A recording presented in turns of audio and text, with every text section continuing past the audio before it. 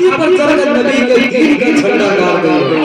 तुम मुसलमान को हिंदुस्तान से मिटाना चाहते हो, एनआरसी के नाम पर, सीएए के नाम पर तुम तकसीम करना चाहते हो, मुल्क को बांटना चाहते हो, मुसलमानों को भगाना चाहते हो।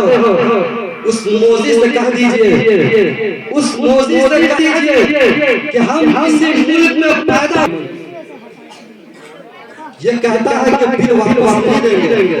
जावेद फैजी कहता है खून न किसी का तुम गलत बात कहोगे नहीं कहने देंगे, खून न किसी का बहने देंगे, शहरियत दिल जो वापस नहीं लोगे, हम रहे या ना रहे तुमको भी न देंगे, हम रहे या ना रहे तुमको भी न देंगे, हम रहे या ना रहे तुमको भी रहने देंगे।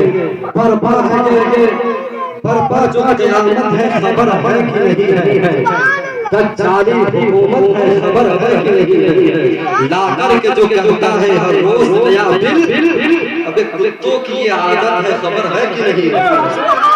अरे आपको तो मचल जाना चाहिए। कब बोलिएगा, कब बोलिएगा।